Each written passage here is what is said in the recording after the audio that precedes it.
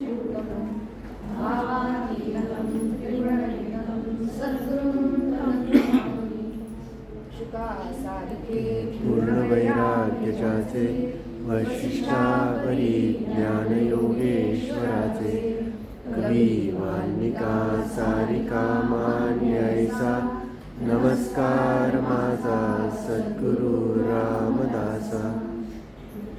मला वाटते वंदनी पावसावे, तुझ्या दासबोधासी त्वा बोध व्हावे.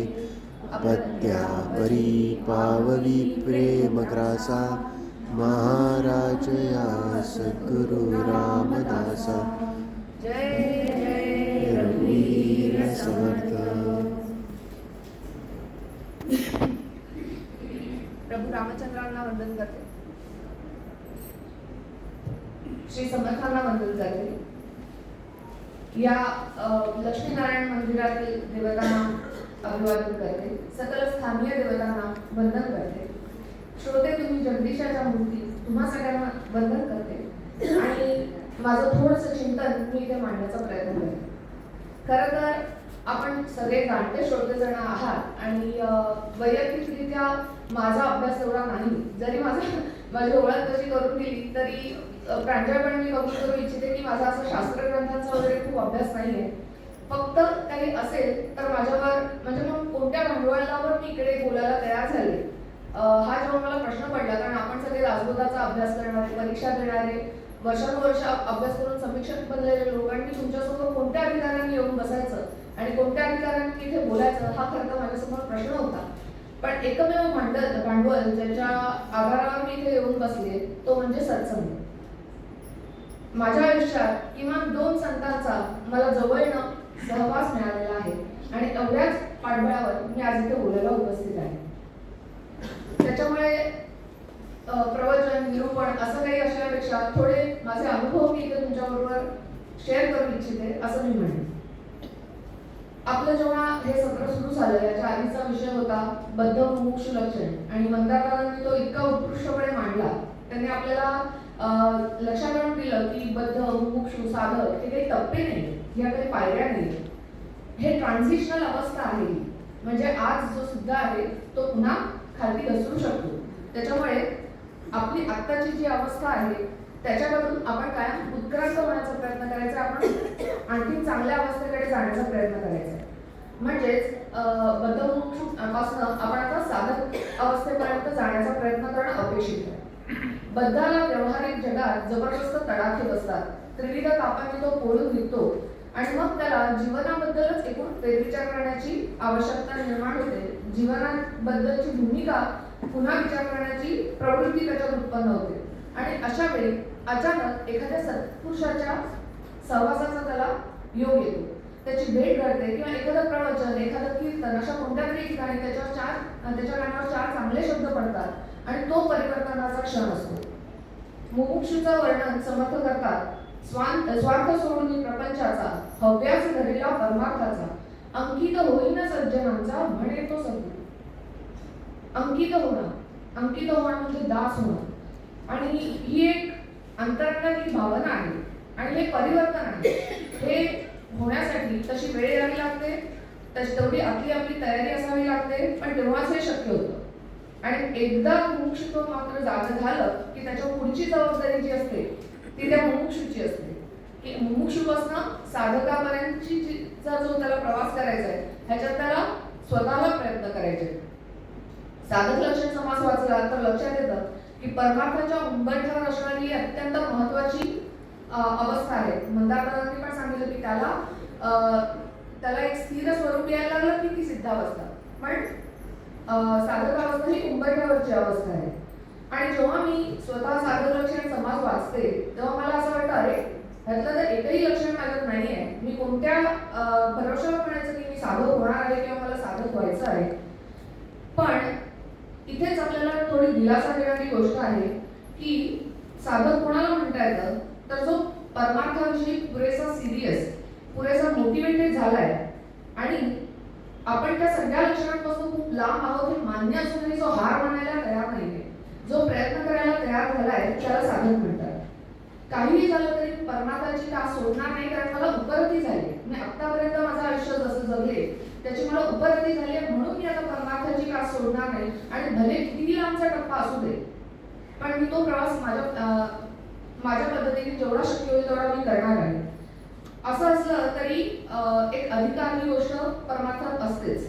आणि दिलासा देणारी गोष्ट हीच आहे की परमार्थात अधिकार हा वाढवता येण्याजोगा असतो.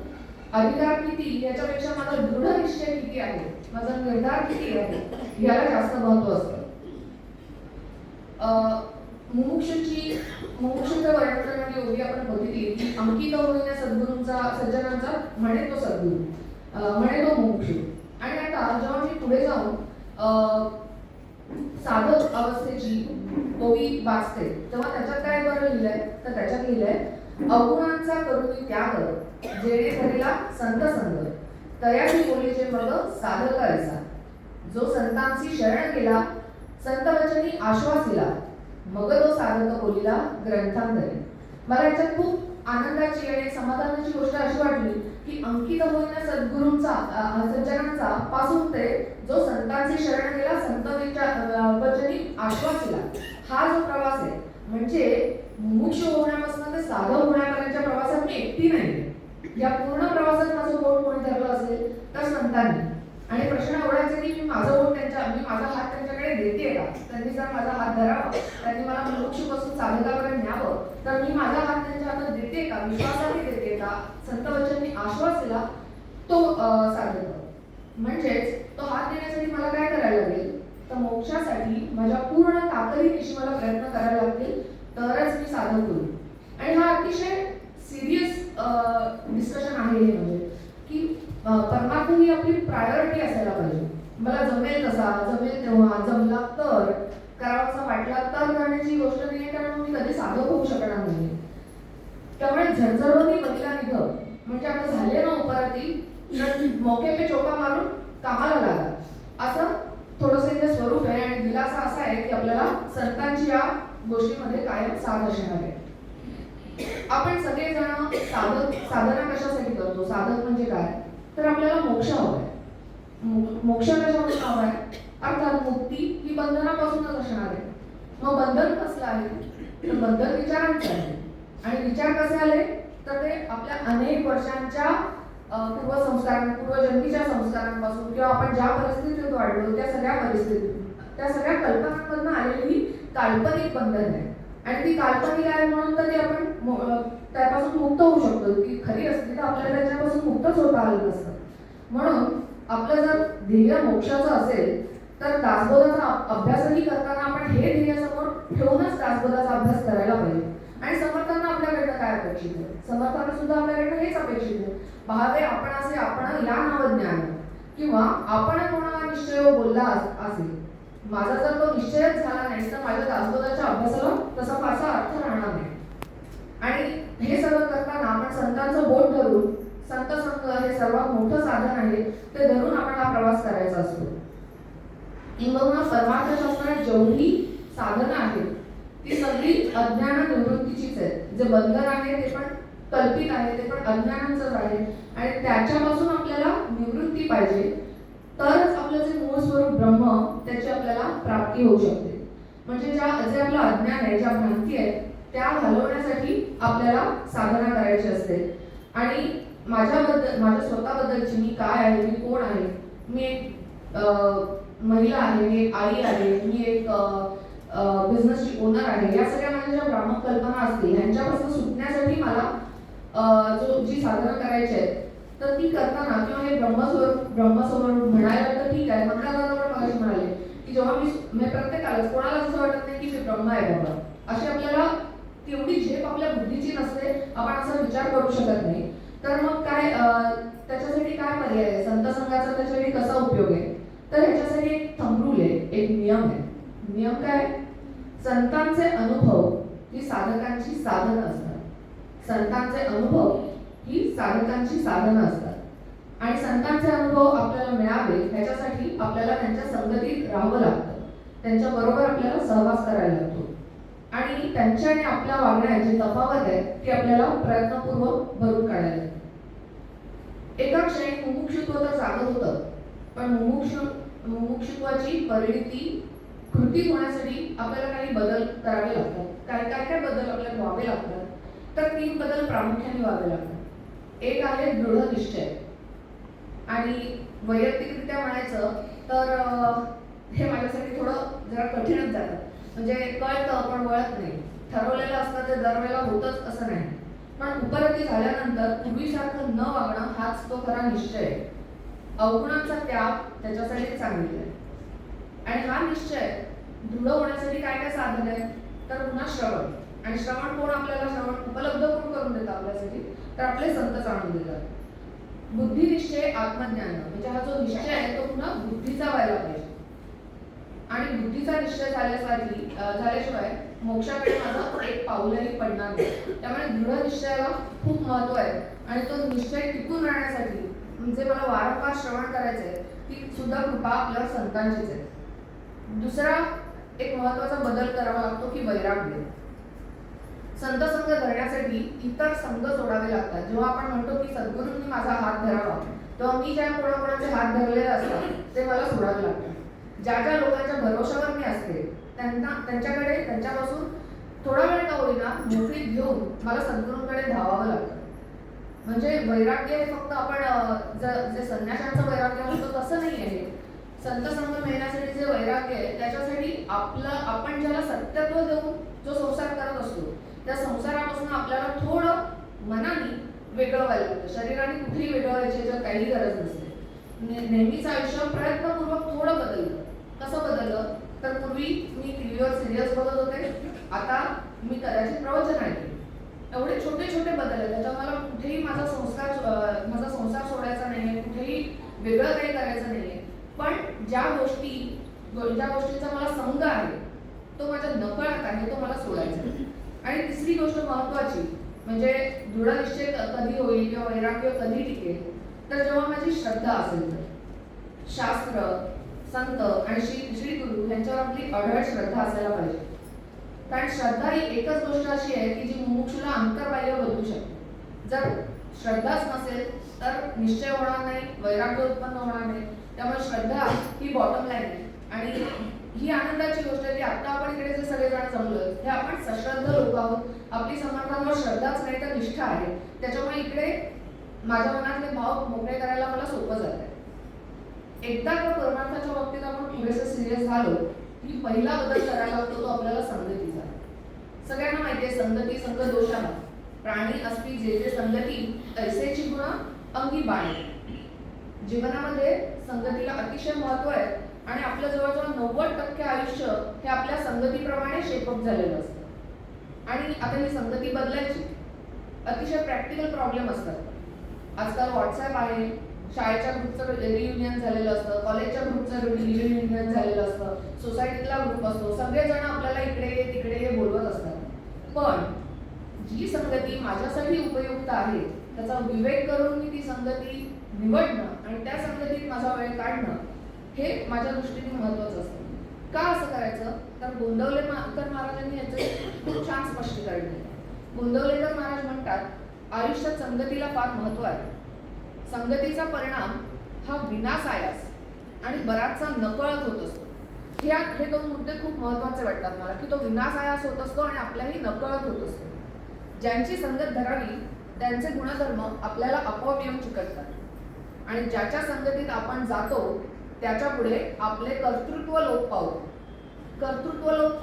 तर जो प्रयत्न करायचा ठरवलाय मुमुक्षुत्वाकडनं साधकत्वाकडे जाण्याचा त्याचं काय होईल? त्याच्यामुळे आपल्या संगतीच्या बाबतीत आपण अतिशय जागरूक असणं आवश्यक आहे. आता संगतीचा परिणाम कसा होतो ह्याचं एक खूप छान उदाहरण मी एके ठिकाणी ऐकलं, ते थोडं ती गोष्ट सांगण्याचा प्रयत्न करते. म्हणजे गोष्ट नाही खरं तो अनुभव सांगण्याचा प्रयत्न करते. असं होतं की आपण सगळे ट्रेननी बरेच वेळा प्रवास करतो. एकदा माझी सकाळी मुंबईला मीटिंग होती आणि नेहमीप्रमाणे माझं काही वेळ आवरून झालं नव्हतं. त्यामुळे धावत पळत मी कसं स्टेशन गाठलं. डोळ्यासमोर ट्रेन सुटणार होती तेव्हा ठरवलं जो डब्बा मिळेल त्या डब्यात चढायचं. आणि नेमका तो शेवटचा डब्बा सामानाचा. मी त्या डब्यात चढले आणि नेमकं माझ्या नशिबाने त्या दिवशी तिकडे बऱ्याचशा कोळी माशांच्या मोठमोठ्या टोपल्या घेऊन तिकडे होत्या. प्रवासाचा पूर्ण वेळ तिकडे उभं राहून त्याच डब्याने प्रवास करण्याशिवाय माझ्याकडे गत्यंतर नव्हतं. जेव्हा मला जिथे जायचं होतं जेव्हा मी तिथे पोहोचले, थोड्या वेळाने माझ्या असं लक्षात आलं की माझ्या सगळ्या कपड्यांना मासोळीचा वास येतो. आता ह्याच्यात मी काही श्रम घेतले का? त्या संगतीचा माझ्यावर परिणाम व्हावा म्हणून मी कोणते तरी विशेष श्रम घेतले का? पण ती विनाशाळच होते आणि नकळत होती. आता हे झालं थोडंसं प्रतिकूल किंवा न आवडणारं उदाहरण. असंच आणखीन एकदा झालं की मी कोल्हापूरला निघाले होते आणि ऑफिसमधनं घरी आल्यावर फटाफट सामान उचलून 9ची गाडी पकडायची होती. या सगळ्या गडबडीत मी माझं स्वेटर घ्यायला विसरले. थंडीचे दिवस होते. सकाळी पहाटे मी कोल्हापूरला पोहोचले आणि पुढचा प्रवास बसचा होता. बसमध्ये चढले आणि चढल्याबरोबर लक्षात आलं की माझी जी खिडकी आहे ती काही खाली होईच ना. डिसेंबरची थंडी, गारगार वारा तो बोचत होता अंगाला, म्हणून दुसरीकडे कुठे जागा मिळते का बघितली तर मागे एक बाक होता ज्याच्यावर 3 जणांची जागा होती आणि 2च पुरुष बसले होते. पुरुष होते म्हणून मी त्यांना म्हटलं, तुम्ही जरा सरकता का दादा, मी इथे कोपऱ्यावर बसते. ते म्हणाले, नाही मी नाही सरकणार, तुम्ही मध्ये बसा. म्हटलं ठीक आहे. मी जाऊन मध्ये बसले आणि थोड्या वेळाने माझ्या लक्षात आलं की त्या दोन्ही पुरुषांनी स्वेटर घातले होते आणि त्यांनी शालही घेतली होती. इथे सुद्धा म्हणजे काहीही न करता मला ती ऊब मिळाली. म्हणजे संगतीचा परिणाम हा किती विनाशाळाच असतो. आणि जर संगतीशिवाय आपण राहूच शकणार नसू, आपल्यावर जर परिणाम होणारच असेल, तुम्हाला आवडो किंवा न आवडो तो होणारच असेल, तर मग अशी संगत का धरू नये की जिचा आपल्यावर चांगलाच परिणाम होईल. त्यामुळे मनुष्याच्या आयुष्यात 3 प्रकारची संगती असू शकते किंवा आपल्या आजूबाजूला 3 प्रकारचे लोक असू शकतात आणि ह्याच्याबद्दल विवेक करणं हे इथे अपेक्षित. एक असते ती अधम संगती. ह्यातले लोक विषयासक्त असतात, स्वैर असतात, उच्छृंखल असतात आणि मुख्यतः भोगवादी असतात. म्हणजे खाओ पिओ ऐश करो. आजकाल याच्यासाठी खूप वेगवेगळ्या टर्म्स पण आले. YOLO, you live only once, आणि FOMO, fear of missing out. हे सगळं होऊ नये म्हणून हे लोक कोणत्याही मार्गाने जायला तयार असतात. फक्त मजा करायची एवढंच त्यांच्या आयुष्याचं ध्येय असतं. आणि हे काही आजच्या काळातलं नाही बरं का. पूर्वी चारवाक पण होते, तेव्हापासून हे सगळं चालूच आहे. पण ही संगती असते ती आपल्याला कधी आपल्या प्रगतीपथावर नेणार नाही आणि ते त्यांच्या आयुष्याबद्दलच सिरियस नसतात. त्याच्यामुळे ही संगत जाणून बुजून लवकरात लवकर टाळावी, नाही तर आपलं अधपतन नक्की असतं. दुसरे असतात ते मध्यम असतात. हे लोक ना सश्रद्ध असतात, पापभीरू असतात, सदाचरणी असतात. ह्यांच्या संगतीत राहिलं तर आपण वाईट मार्गाला नक्कीच लागत नाही. पण जे मुमुक्षुत्व आपल्यात जागृत झाले ते त्यांच्यात झालंच असेल असं खात्रीपूर्वक सांगता येत नाही. त्याच्यामुळे आपण शरीराने जरी त्यांची संगत टाळू शकत नसलो तरी मनाने मात्र आपण त्यांच्यात गुंतून राहू नये, त्यांच्यात कमिटेड राहू नये.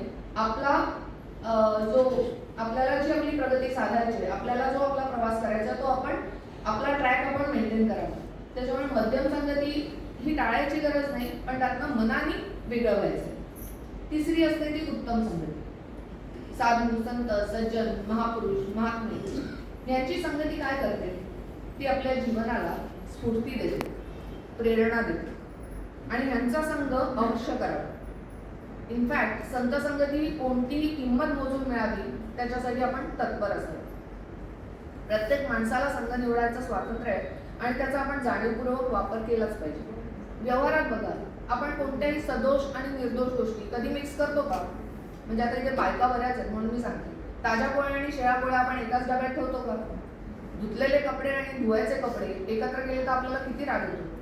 मग संगतीच्या बाबतीत सदोष लोक आणि निर्दोष लोक हे सगळे आपल्या आयुष्यात ठेवून कसं चालेल? तिकडे पण आपल्याला सदोष आणि निर्दोष यांना वेगवेगळं केलंच पाहिजे. परमार्थाचा प्रवास सुरू झाला की आणखी एक गोष्ट होते की म्हणजे प्रश्न पडायला लागतात. समर्थ म्हणतात, नाना धोके देहबुद्धीचे. धोके आहेत, देहबुद्धीचे धोके आहेत. नाना धोके देहबुद्धीचे, नाना खिन्न संदेहाचे, नाना उद्वेग संसाराचे, नासती श्रवणे. मग जर आपल्याला ही संगत चूजच करायची तर ती संतांची करावी, जिथे प्रवचन, जिथे कीर्तन, जिथे शास्त्राचं किंवा संतांचं जिकडे मार्गदर्शन होत असेल अशा ठिकाणी. आवाज येतोय? अशा ठिकाणी आपण जायला पाहिजे. मग जर श्रवणच करायचं तर सगळ्याच संतांनी ऑलमोस्ट वेगवेगळे ग्रंथ लिहूनच ठेवले आणि एवढे ग्रंथ लिहून ठेवले की एका आयुष्यात मी वाचायचं ठरवलं तर कदाचित माझं ते वाचूनही होणार नाही. मग आधी मी ते ग्रंथ वाचावे का मी आधी संतांच्या संगतीत जाण्याचा प्रयत्न करावा का संत हीच ग्रंथ हीच संतांची संगत, ह्याच्याबद्दल थोडासा विचार करूया. तर संतांची संगत नेमकी कशासाठी गरजेची असते? ग्रंथ आपण वाचतो, ग्रंथात आपल्याला कळतं की माणसाला षड्रिपू आहेत. कोणते आहेत? काम, क्रोध, लोभ, मोह, मद, मत्सर, आपल्याला सगळ्यांना माहिती आहे. आणि ह्यांच्यावर ओव्हरकम कसं करायचं, हे षड्रिपू कसे सोडायचे, ह्याच्याबद्दलही ग्रंथांमध्ये बऱ्यापैकी मार्गदर्शन आहे. जर मी एखादा पुरेसा मोटिवेटेड साधक असेल तर मी हे सगळं करून माझ्या षड्रिपूंवर विजय मिळवू शकते, नाही असं नाही. ह्याच्यासाठी मला संतांची गरज नाही आहे. कदाचित जर कामवासना असेल किंवा इच्छा असेल किंवा भोगांची खूप प्रवृत्ती असेल तर श्रवणाने माझ्यात फरक पडेल. माझा जो क्रोध आहे त्याला सरावाने मला शांत करता येईल. माझा लोभ आणि माझा मोह ह्यांच्या सुद्धा विचारांनी मला विजय मिळवता येईल. पण या सगळ्यांचं जे मूळ आहे तो आहे अहंकार. षड्रिपू कुठून उत्पन्न होतात? तर षड्रिपू हे अहंकारातून उत्पन्न होतात. आणि अहंकार हा इतका सूक्ष्म आहे की अनेकदा तो मला आहे हेच माझ्या लक्षात येतं. ह्याचं एक सुंदर उदाहरण द्यायचं तर आपण कांदे सोलतो, कधी कधी वरचं साल काढतो, त्याच्यावर एक अगदी पातळसा पापुद्रा असतो जो चटकन लक्षातही येत नाही की कांद्यावरती साल आहे. किंवा आपण एखादा फोटो बघतो, त्या फोटोवर लॅमिनेशन असतं. आजकाल मॅट फिनिश वगैरे असेल तर ते लॅमिनेशन आहे आपल्या लक्षातही येत नाही. अनेकदा आपल्याला कोणीतरी सांगितलं की बघ इथे असं लॅमिनेशन आहे, तेव्हा ते कळतं. ते इतकं सूक्ष्म असतं की ते आपल्याला पटकन लक्षात येत नाही. अहंकाराचं पण अगदी तसंच आहे. माझ्यात अहंकार आहे हे मला सहसा जाणवत नाही, आणि जाणवलं तरी काय, समर्थ आपल्याला चांगलेच ओळखून येत. समर्थ म्हणतात सकल अवगुणांमध्ये अवगुण आपले अवगुण वाटती गुण. आपण स्वतःचं इतकं जस्टिफिकेशन करत असतो की हा थोडासा असेल पण मी तिच्यापेक्षा तर कमीच अहंकारी आहे ना, म्हणजे आपण स्वतःला जस्टिफाय करत राहतो. हा आपला अहंकार दोष आहे. आणि अहंकार दोष जो आहे तो कधीही स्वतःला काढता येत नाही. कारण काढायला तुम्ही उरणारच ना, काढायला दुसरं म्हणजे ज्याला काढायचं तेच तुम्ही असाल तर तुम्ही अहंकार स्वतःला काढू शकत नाही. त्याच्यासाठी तुम्हाला संतांची किंवा सद्गुरूंची मदत घ्यावीच लागते. त्याला शरणागतीशिवाय पर्यायच नाही. शरणागतीशिवाय अहंकार जाऊ शकत नाही. अनेकदा असं होतं की साधन करून, वाचन करून, श्रवण करून आपण आपले षड्रिपू घालवतो आणि त्याचा अहंकार, त्याचा अभिमान आपल्या अंगात बळावतो की कसे मी साधना करून मी माझे सगळे षड्रिपू घालवले किंवा माझी साधना इतकी सुंदर झाली. अशा रीतीचे सुद्धा अहंकार आपल्यात येऊ शकतात. त्याच्यामुळे दुसऱ्या कोणाला तरी शरण केल्याशिवाय अहंकाराचा लय होणारच नाही. आणि संत संघाची गरज परमार्थ मार्गावर फक्त आणि फक्त ह्याच्यासाठी आहे की माझा अहंकार जो आहे तो मला घालवता आला पाहिजे. अहंकार हा सगळ्यात मोठा दोष आहे. कसा? अहंकार म्हणजे काय? अहंकार म्हणजे खरं तर मी ब्रह्म आहे असं मला शास्त्र म्हणतात, संत सांगतात. पण मी स्वतःला ब्रह्मापेक्षा जर वेगळी कोणतरी मानत असेल तर तो अहंकार आहे. म्हणजेच माझं जे सत्य स्वरूप आहे त्याच्यावर आवरण पडलेलं आहे अहंकाराचं, आणि म्हणून मला त्याची जाणीव होत नाही. त्यामुळे मी ब्रह्म नसून मी ब्रह्मापेक्षा कोणतरी वेगळीच आहे असं मानणं, यालाच आपण देहबुद्धी म्हणतो. आणि ह्यातूनच पुढचे सगळे विकार उत्पन्न होतात. म्हणजे सगळ्या अनाथांचं बीज हा एक अहंकार आहे. इतर सगळे जे अवगुण आहेत किंवा दोष आहेत ते सुद्धा अहंकाराचाच विस्तार आहे. आणि पुढे त्यांच्यावर आणखी खूप चांगला स्ट्रॉंग बॉन्डिंग आहे बरं का. म्हणजे एक दुर्गुण गेला आणि अहंकार गेला नाही तर तो अहंकाराकडे गेलेला दुर्गुण परत येतो. बरं येतो तो इतका नाही येत, तो आणखी 2 गुणांना सोबत घेऊन जातो. सद्गुणांमध्ये मात्र असं बॉन्डिंग नाही आहे, त्याच्यामुळे ते प्रयत्नपूर्वक काढायला लागतात. पण दुर्गुणांमध्ये असं बॉन्डिंग असल्यामुळे एका दुर्गुणाबरोबर आपोआप अनेक दुर्गुण सुद्धा परत येतात. त्यामुळे अहंकाराचा लय हा सगळ्यात महत्वाचा आहे. इनफॅक्ट तीच खरी साधना आहे. आणि ती साधना होण्यासाठी कोणाला तरी शरण जाण्याशिवाय म्हणजे सद्गुरूंनी तो आवरण दोष काढल्याशिवाय आपला परमार्थ सिद्ध होऊ शकत नाही. त्याच्यामुळे साधन जर करायचं असेलच तर ते साधन सत्संगाशिवाय दुसरं असूच शकत नाही. संत भेटीची तळमळ साधना त्याची एक केवळ त्या वाचून पोकळ केले ठरती उपाय. बाकी कितीही उपाय आपण केले पण आपण संतांची भेट घेतली नाही किंवा संतांच्या भेटीची तळमळ आपल्यात जागृत झाली नाही तर बाकीचे सगळे उपाय फोल ठरणार आहे. संत संगतीशिवाय कितीही प्रयत्न केले तरी ते पोकळ ठरतात. पण संत संगती मात्र साधनेविना सन्मार्ग लागतो. म्हणजे काय? म्हणजे मला विशेष प्रयत्न सुद्धा न करता सन्मार्ग लावतो आणि असं स्वतः समर्थ म्हणतात. समर्थ म्हणतात की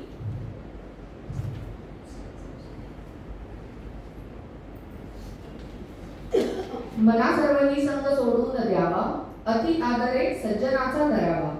जयाचे संगे महादुःख भंगे, जनी साधनेविना सन्मार्ग लाभे. म्हणजे प्रयत्न केल्याशिवाय यश मिळणं खरं तर कुठे शक्य नाही, पण संतांच्या सहवासात ते शक्य होऊ शकतं असं समर्थांना इथे म्हणायचंय का? तर समर्थांनी आणखी मनाच्या श्लोकात म्हणून ठेवलंय, म्हणे दास सायास त्याचे करावे, जनी जाणता पाय त्याचे धरावे. गुरु अंजनेविना ते कळेना, जुने ठेवणे मी पणे ते कळेना. आता आपण मगाशी जसं विवरता विशेष तर ही ओळी जर आपण उलगडून बघायची ठरवली तर म्हणे दास सायास त्याचे करावे. म्हणजे सायास प्रयत्न कशासाठी करायचे? जनी जाणता पाय त्याचे धरावे. म्हणजे जाणता कोण आहे हे आपल्याला शोधायला पाहिजे. ह्याचा शोध घेणं आलं की मला जो मार्गदर्शन करेल असा जाणता पुरुष कोण आहे, त्याचे पाय धरायला सांगितले, ग्रंथ वाचायला नाही सांगितलंय. जनी जाणता त्याचा ग्रंथ वाचा असं नाही म्हणाले. जनी जाणता पाय त्याचे धरावे. गुरु अंजनेविना ते कळेना. अंजन म्हणजे काय? अंजन म्हणजे जे डोळ्यात घातलं तर जमिनीच्या खाली लपलेलं गुप्तधन सुद्धा दिसतं, त्याला अंजन म्हणतात. आणि ते गुरुच्या कृपेला गुरु अंजन म्हटलंय. गुरु अंजनेविना ते कळेना. गुरुंनी तुमच्या डोळ्यात अंजन घालून तुमचा अहंकार दोष काढल्याशिवाय तुम्हाला दिसणार नाहीये. गुरु अंजनेविना ते कळेना, जुने ठेवणे मीपणे ते कळेना. जर मी मीपणा धरून राहिले, मी माझा अहंकार धरून राहिले तर जे जुनं ठेवणं आहे म्हणजे जे माझं मूळ स्वरूप आहे ते मला कधीही कळणार नाही. आणि पुढे जे मगाशी आपण साधनेविना सन्मार्गाचं बोलत होतो की एक अहंकार सोडून जर आपण संतांना अत्यंत आदराने शरण गेलो, मना सर्वही संग सोडून न द्यावा, अति आदरे सज्जनाचा धरावा. इथे आदर या शब्दाला खूप महत्व आहे. जयाचे संगे महादुःख भंगे, जनी साधनेविना सन्मार्ग लाभे. आता कसं हे तर हे थोडं समजून घ्यायला हवं की कोणतंही कठीण साधन न करता आपल्याला सन्मार्ग कसा काय मिळणार? समर्थ तर ग्वाही देतात आपल्याला. मग महादुःख कोणती आहेत बरं? महादुःख ही अहंकारानं उद्भवलेली आहे. माझी देहबुद्धी बाकीच्या सगळ्या महादुःखांना घेऊन येते.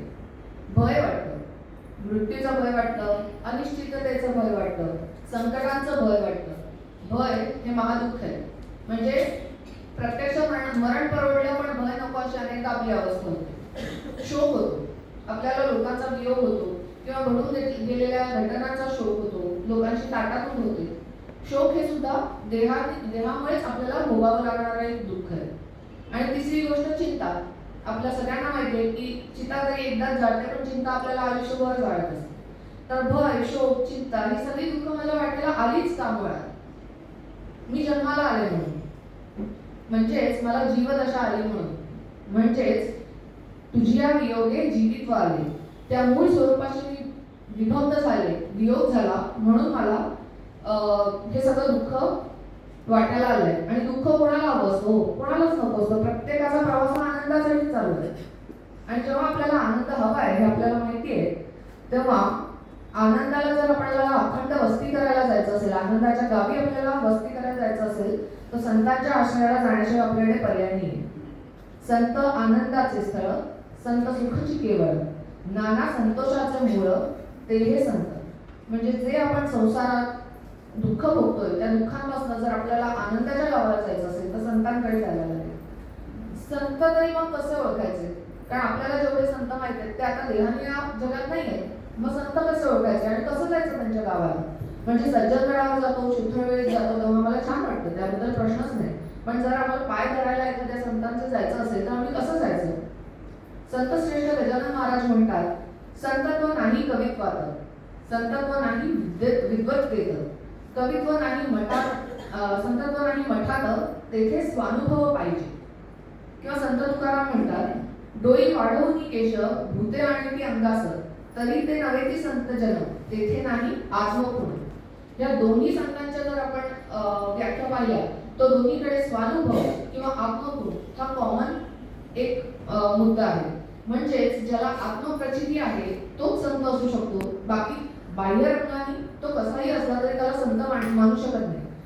आणि संत होई एक अंतरंग अवस्था आहे. त्याच्यासाठी मन खूप विशाल, अतिशय शांत आणि शुद्ध व्हावं लागतं. समर्थांनी संतांची व्याख्या कशी केली बरं? समर्थ म्हणतात, जो जाणेल भगवंत तया नाव बोलीचे संत, जो शाश्वत आणि अशाश्वत निवाडा करी. किंवा करी वृत्ती जो संत तो संत जाणा, करी वृत्ती जो संत तो संत जाणा, दुराशा गुणे जो नवे दैन्य वाण, उपाधी देह बुद्धी ते वाढली ते, परिसर्जना केली बांधू शकेल. संत या शब्दाचे शांत आणि परब्रह्म असे दोन अर्थ आहेत. असे दोन अर्थ आहेत. शाश्वत आणि अशाश्वत वस्तूचा निवाडा करून ज्याने आपली चित्तवृत्ती शाश्वत अशा ब्रह्मस्वरूपी स्थिर केली आहे, फक्त त्यांनाच संत म्हणता येतं. आत्मस्वरूपाबद्दल प्रवचन करणारे सारे खरोखरच संत असतील असं नाही. एखादा ग्रंथ वाचून त्याच्यावर प्रवचन करणं खूप सोपी गोष्ट आहे, पण खरंच या संसार चक्रात न अडकता स्थिर बुद्धीने राहणं हे एखादा विरळच करू जाणे. पाहे निश्चयाचा विवेक ऐसा लक्षांमध्ये एक, निश्चया ऐसा निश्चयात्मक निश्चळ चितो. म्हणजे संतांचं जे समाधान आहे, संतांची जी शांती आहे ती या विवेकातनं आलेली असते. विवेकातनं फुललेली ही शांती आहे आणि हे संतांचं लक्षण आहे. म्हणून म्हणतात संत चंद्र तेथे चंद्रिका, शंभू तेथे अंबिका, संत तिथे विवेका असणे बीजी. म्हणजे जिथे संत आहेत तिथे विवेक त्यांचं मूळ लक्षण आहे आणि विवेकातून उत्पन्न झालेली शांती हे त्यांचं मूळ लक्षण आहे. आता संत किंवा सज्जन कसे ओळखावे आजच्या जगात, ह्याचे काही निकष आहेत का? तर हो, त्याचे निकष आहेत आणि ते दोन प्रकारचे आहेत. आधी काही बाह्यांग, आणि कारण बाह्यांग आपल्याला दिसतं, एखाद्याला आत्मप्रचिती आली की नाही हे आपण कसं ओळखणार? बाह्यांगाने दिसतं. मग बहिरंगाची कोणती असे निकष आहेत ज्याच्यावर आपण संतांना ओळखू शकतो? तर संत सर्वांभूती नम्र असतात. म्हणजेच ते अतिशय नम्र असतात. आता ह्याचं एक उदाहरण माझ्या स्वतःच्या बाबतीत सांगायचं झालं तर मी असं बघितलेलं आहे की माझे स्वतःचे सद्गुरू आहेत, ते वयाने ज्येष्ठ आहेत, अनुभवाने श्रेष्ठ आहेत. त्यांना खरंच कोणासमोर नम्र होण्याची काही गरज नाही. पण एकदा असं झालं की एक इंद्रजित देशमुख म्हणून आध्यात्मिक क्षेत्रात काम करणारे, तरुणांसाठी काम करणारे एक गृहस्थ आहेत, ते त्यांच्याकडे भेटायला आले होते. आणि वयाने कर्तृत्वाने सगळ्यांनीच श्रेष्ठ असलेले माझे श्रीगुरु सोफ्यावर उठले आणि त्यांनी चक्क वाकून त्यांना अभिवादन केलं. आणि तसं अभिवादन करताना त्यांचा तोल जात होता. तर 2 मिनिटं मी खूप घाबरले की असं का करताय ते. थोड्या वेळाने ते गेल्यावर मी माझ्या श्रीगुरूंना विचारलं की ते तर तुमच्यापेक्षा वयाने पण लहान आहेत, कामाने सुद्धा लहान आहेत, तुम्ही का बरं त्यांना वाकून नमस्कार केला? तर ते म्हणाले ते तरुणांसाठी काम करतात, त्या अध्यात्माचा प्रचार आणि प्रसार करतायत, हा नमस्कार त्यांच्या कार्याला होता. म्हणजे एवढी विनम्रता ज्यांनी आयुष्यभर स्वतः कार्य केले त्यांच्या अंगी असू शकते. तर बाह्यांगाने ते नम्र असले पाहिजेत, हे पहिलं. दुसरं, त्यांचं काम विकारावर पूर्णपणे विजय असला पाहिजे. म्हणजे ते पूर्ण काम झालेले असले पाहिजे, त्यांना आता कसलीच कामना अशी उरलीच नाही पाहिजे. आणि असं का होतं बरं संतांचं? तर आपल्या सर्व कामना, आपल्या सर्व इच्छा त्या एका भगवंताकडे वळवलेल्या असतात. त्याच्यामुळे ते पूर्ण काम झालेले असतात. मग त्यांना मिळवण्यासारखं जगात काही उरलेलंच नसतं. संपत्ती, सत्ता, धन याच्याविषयी अतीव अनासक्ती. माझ्या श्रीगुरूंच्या बाबतीत म्हणायचं झालं तर त्यांनी 52व्या वर्षी त्यांचा अतिशय त्यांची चाललेली डॉक्टरकीची प्रॅक्टिस त्यांनी सोडली. पुढचा मागचा विचार न करता. अशी अनेक उदाहरणं आहेत. पण अगदी रिसेंटली घडलेली घटना आहे की पंढरपूरला मी वारीसाठी गेले होते आणि वारीसाठी अनेक लोक येऊन त्यांचं दर्शन घेत होते. जे गरीब जनता होती, जे काही पैसे असतील ते त्यांच्या बाजूला ठेवत होते. आम्ही सगळे ते एका पिशवीत गोळा करत होतो. आणि थोड्या वेळाने त्यांच्या गुरु भगिनी माझ्या श्रीगुरूंना भेटायला आल्या. त्या पिशवीकडे न बघता जशी होती तशीच्या तशी पिशवी त्यांनी त्यांच्या गुरु भगिनींकडे दिली आणि त्यांनी सांगितलं ही माझ्या गुरूंसाठी मी देतो. तर म्हणजे कसलीच आसक्ती असू शकत नाही. किंवा आणखीन एक उदाहरण द्यायचं झालं तर एकदा असंच झालं, काही अडचणीमुळे कोणी त्यांच्याकडे आले होते आणि आमच्या श्रीगुरूंनी त्यांच्या सौभाग्यवतींना सांगितलं, तुझ्या हातातल्या सोन्याच्या बांगड्या काढ आणि ह्यांना दे. आणि त्या माऊलींनी सुद्धा त्या बांगड्या दिल्या. म्हणजे धनाचा किंवा संपत्तीचं अति अनासक्ती कशी असते हे आपल्याला बाह्य रूपात सुद्धा बघायला मिळू शकतं. चौथी गोष्ट आहे लोकेशना किंवा लौकिकाची कोणती इच्छा नसणे. हे तर अक्षरशः म्हणजे जे त्या लेवलला पोहोचले, कारण छोट्या छोट्या गोष्टी असतात, छोटं छोटं महत्व, कौतुक आपल्याला इतकं हवं असतं, पण जेव्हा त्या सगळ्यांनी फरक पडत नाही तेव्हा आपण त्यांना संत म्हणून ओळखू शकतो. आणि अंतरंगाने बघायचं झालं तर ज्यांची देहबुद्धी गेलेली असते, जे देहाचा विचार करत नाही. आता ह्याचं उदाहरण कसं, तर आपण सगळे सकाळी चहा नाही मिळाला तर डोकं जड होतं, दिवस सुरूच होत नाही. पण हे जे असे लोक असतात त्यांना देहबुद्धीच उरलेली नसते, ते त्यांना कोणतेही जर आणि तरच उरलेले नसतात. ते निर्भय असतात आणि उदासीन असतात.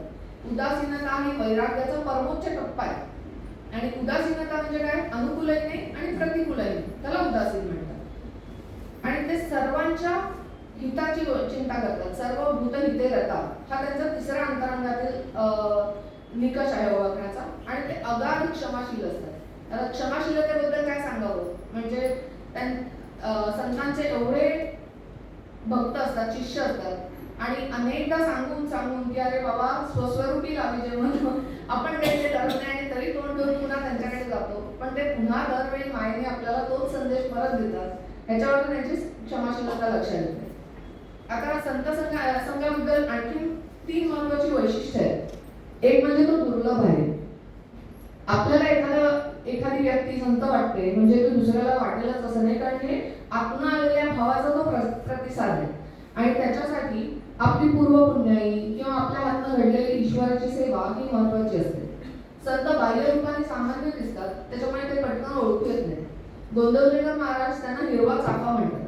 हिरव्या चाफ्याच्या झाडाजवळ गेलो आपण तर सुगंध तर येतो, पण एवढ्या पानांमध्ये ते फूल शोधणं अतिशय कठीण असतं. आणि त्याचप्रमाणे संतांची देहबोली साधी सुधी असते.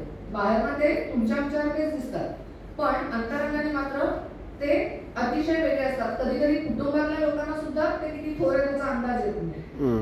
त्याच्यामुळे ते अतिशय दुर्लभ आहेत. आणि दुसरी गोष्ट म्हणजे अगम्य, की संत संगतीचा परिणाम कसा होतो हे आपण कोणी सांगू शकत नाही, कारण तर्कसंगतरित्या किंवा वैज्ञानिक दृष्टिकोनातून त्याचं स्पष्टीकरणच देता येत नाही. म्हणून संत संघ हा अगम्य आहे.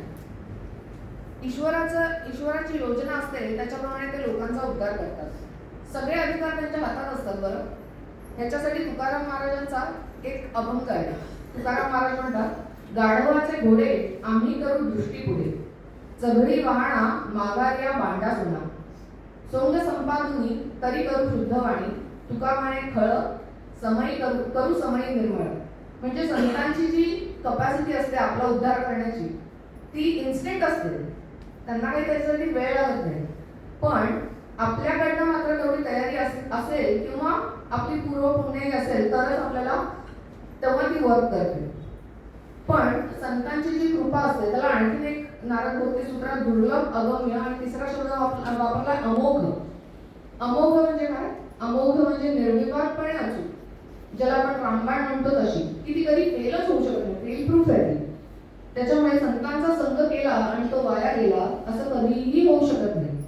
म्हणून संतांच्या सहवासात जाऊन हे ब्रह्म माया काय काय काय काय कानावर पडतं, कधी कधी असं वर्ण उडून जातं. पण तरी जावं, तो प्रयत्न आपल्या हातात आहे की आपण जाऊन तिथे ऐकावं, कारण ते अमोघ आहे, ते कधीच फुकट जाणार नाही. त्या संस्कारांचा शेष आपल्या मनावर राहणार आहे आणि आपली पातळी उंच झाली की तो फलद्रूप होणार आहे. त्यामुळे संतांचा संघ हा अमोघ असतो, तो कधीही वाया जात नाही. संत शोधावे कुठे मग? जसं आपण बाह्य त्यांचे रूप बघितलं, अंतरंगातल्या गोष्टी बघितल्या, पण संत शोधायचे कुठे? तर संत हे सद्गुरू असतातच आणि आपण त्यांना सद्गुरू भावानेच पुजतो. परंतु सद्गुरू हे देखील संतच असतात. सद्गुरू हे संत कसे? कारण आत्मगुण, आत्मप्रचिती हा मूळ मुद्दा आहे. आणि जिथे आत्मगुण आहे तिथे देहबुद्धी राहणारच नाही. त्याच्यामुळे संतांपेक्षा सद्गुरू वेगळे असूच शकत नाही. सद्गुरूंचा अनुग्रह घेण्यापूर्वी आपण त्यांचं काळजीपूर्वक परीक्षण निरीक्षण करून निर्णय घ्यावा. त्या बाबतीत आपण आपल्याला पाहिजे तेवढा वेळ द्यावा. प्रयत्न इथे करायचे की थोडे श्रम घेऊन आपल्याला जे असे पारमार्थिक सद्गुरू माहिती असतील त्यांच्या स्थानी जावं, त्यांना भेटावं, त्यांना प्रश्न विचारावे आणि आपलं समाधान होतं आहे असं लक्षात आलं तरच मग त्यांचा अनुग्रह घ्यावा. पण हे सगळं परीक्षण निरीक्षण फक्त तोपर्यंतच करावं. एकदा अनुग्रह घेतला की मात्र त्यांच्याकडे दोषदृष्टीने बघता कामा नये. मग त्यांना अनन्यपणे शरण जाता आलं पाहिजे. सद्गुरू विचारल्याशिवाय उत्तर देत नाही आणि संत मात्र मेघवृष्टी करावी तसं दगड आणि माती सगळ्यांवरच कृपा बरसवतात असं म्हणतात. पण हे फारसं खरं आहे असं नाही. मला असं वाटतं की सद्गुरू विचारल्याशिवाय प्रश्नांची उत्तरं देत नाहीत, कारण त्यांना असं वाटत असतं की आपल्या शिष्याने काहीतरी मेहनत करावी. म्हणजे संतांना ते वाटत नसतं असं नाहीये, पण अनेक वेळा असंही होतं की अधिकार असलेला शिष्य जर समोर आला तर तो काही प्रश्न न विचारता सुद्धा सद्गुरू त्याच्यावर कृपा करत असतात. आणि सद्गुरू जसे संत सगळ्यांचे असतात, मेघाप्रमाणे दृष्टी करतात असं आपण म्हटलं, तसं सद्गुरूंचं सुद्धा तसंच आहे. आणि मी माझ्या वैयक्तिक अनुभवावर सांगते. एकदा मी अशीच माझ्या श्रीगुरूंना भेटायला कोल्हापूरला गेले होते आणि त्यांना भेटायला 2 जण आले आणि त्यापैकी जे यजमान होते, मिस्टर होते, त्यांनी विचारलं की मला तुमचा अनुग्रह हवा आहे. कदाचित त्यांची तेवढी तयारी नसेल त्या गृहस्थांची, म्हणून माझ्या सद्गुरूंनी सांगितलं 3 वेळा ज्ञानेश्वरीचं पारायण करून या, मग मी तुम्हाला अनुग्रह देतो.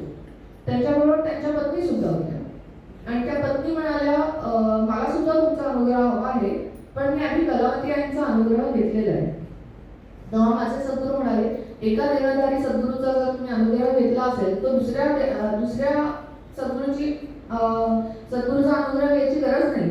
तुम्ही असं पर्क म्हणू नका मला. तुम्हाला जे प्रश्न असतील ते तुम्ही या, तुम्ही माझ्याशी मोकळेपणाने बोला, मी तुमची सगळ्या शंका निरसन करेन. म्हणजे अपपर भाव, हा माझा शिष्य, तो त्यांचा शिष्य, हा संतांच्या ठिकाणी, हा सद्गुरूंच्या ठिकाणी कधीही नसतो.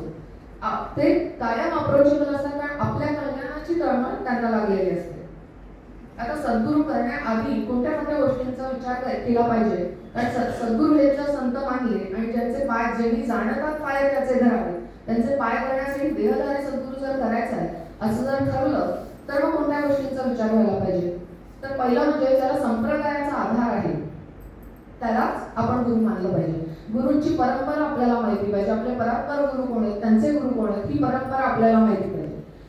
स्वयंघोषित एखादा सद्गुरू असतो, आपल्याला नंतर असा अनुभव येतो की शेवटी त्याच व्यक्तीला सुसाईड करायला लागलं, असं होऊ शकतं. त्याच्यामुळे असे कोणतेही पीक आलेले सद्गुरू करण्याऐवजी जो परंपरेचा आखिला आहे अशा सद्गुरूला आपण सद्गुरू म्हणून स्वीकारलं पाहिजे.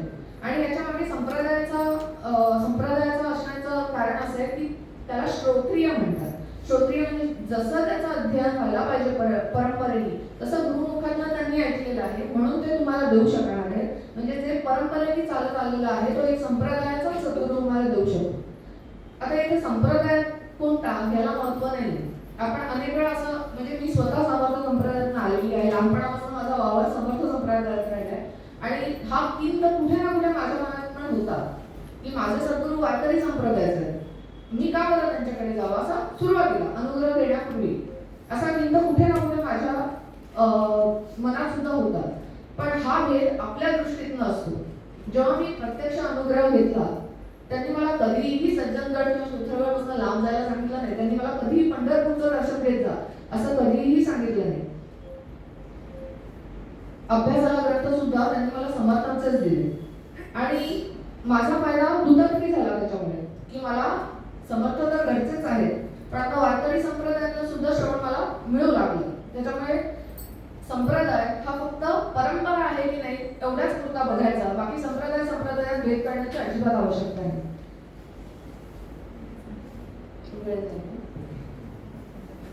तर साधू दिसतात वेगवेगळे, पण ते समाजाची सोयी साधू दिसती वेगळे आले पण ते स्वरूपी एकच झाले. त्याच्यामुळे 2 गुरूंमध्ये सुद्धा आपल्याला भेद करायची गरज नाही की हे माझे गुरु म्हणून हे श्रेष्ठ, ते दुसऱ्या कोणाचे तरी सद्गुरू म्हणून मला त्यांच्याकडे जायची गरज नाही. तर आपल्या हिताचा जो संदेश आहे तो कुठलाही घेतला पाहिजे. आणि आणखीन एक महत्त्वाचं सद्गुरूंचं लक्षण सांगते आणि मी माझं बोलणं आटोपत घेते की तत्वमसीचा बोध देणाराच केवळ सद्गुरू असू शकतो. म्हणजे समर्थांचंच वचन आहे, ऐक शिष्या येथीचे कर्म स्वये तुझी आहेसी ब्रह्म ये विषयी संदेह भ्रम धरूची नको. त्यामुळे संत तेच असू शकतात, सद्गुरू तेच असू शकतात जे आपल्याला तत्वमसी म्हणजे ते तू आहेस या गुरुवाक्याचा उपदेश करतात आणि तो त्यांच्या मुखातून येणं जास्त महत्वाचं आहे. म्हणून देहधारी सद्गुरू असण्याचं महत्व जास्त आहे. आणखीन काही गोष्टी म्हणजे आमूची प्रतिज्ञा ऐसी काही न मागावी शिष्यांची, असं सुद्धा अशा प्रकारचा सद्गुरू असायला पाहिजे. तो तुमच्याकडे कधीही काही मागत नाही, परमेश्वराचं नाव घ्या हे सोडून काही मागत असेल तर तो सद्गुरू आपण करूच नाही. मला वाटतं 2 मिनिटं आणि सद्गुरूंची संगत कशी वर्क करते ह्याच्याबद्दल मला थोडंसं सांगायला आवडेल की 3 प्रकारे आपल्याला संत संगतीचा फायदा घेता येतो. एक तर प्रत्यक्ष देहाती, त्यासाठी जसं मी म्हटलं की शक्यतो देहधारी करावा, कारण स्वतः समर्थ म्हणतात की गुरु विना परमार्थ साधावा हे कल्पांती नगरे, त्याच्यामुळे ते केलेची करावी आणि त्यांची प्रणिपात करून सेवा करावी. त्यांना परिप्रश्नेन सेवया म्हणजे त्यांना आपला अहंकार विलीन करून त्यांच्या चरणाशी नतमस्तक व्हायचे. तो फक्त शरीराचा नमस्कार नसून अहंकार लय तिथे करायचा आपल्याला. त्यांना प्रश्न विचारायचे, आपल्या हितासंबंधीचे प्रश्न विचारायचे आणि त्यांची केलेली सेवा ही थेट परमेश्वराला पोहोचते. त्यामुळे तत्परतेने सेवेचे ठाई तत्पर हे प्रत्येक संतांच्या बाबतीत आपल्याला होता यायला पाहिजे. त्याच्यासाठी आपल्या प्रायोरिटीज आपल्याला बाजूला ठेवता यायला पाहिजे. आणि दुसरी त्यांच्या साधनाची संगती की आपल्याला सद्गुरू एक साधन देत असतात. बरेच वेळा असं असतं की ह्या साधनात ध्यान, ज्ञान आणि नाम या तिन्हीचा अंतर्भाव असतो. म्हणजे तिन्हीचा योग्य वापर करून एक परिपूर्ण साधना पद्धती आपले सद्गुरू आपल्याला देत असतात. त्याच्यावर आपला अत्यंत आपली निष्ठा पाहिजे आणि ते आपण निष्ठेने केलं पाहिजे. कारण तो फक्त सद्गुरूंच्या तोंडातून आलेला शब्द नसून त्याच्या मागे पूर्ण विश्वशक्ती उभी असते, कारण ते भगवंताचे एकरूप होऊन त्यांच्या तोंडातून ते तुम्हाला सांगत असतात. आणि तिसरी त्यांच्या ग्रंथांची, तर मला वाटतं त्याच्याबद्दल मंदार दादा सुद्धा आज सकाळी बोलले, त्याच्यामुळे मी त्या विषयाकडे जात नाही की संत साहित्यात मेखी खूप असतात आणि या मेखी समजण्यासाठी पुन्हा ज्यांनी जाणता पाय त्याचे करावे. एवढं बोलून झालेली प्रवचन सेवा श्री समर्थांच्या चरणी अर्पण करते आणि तिथे थांबते. जय जय प्रभू.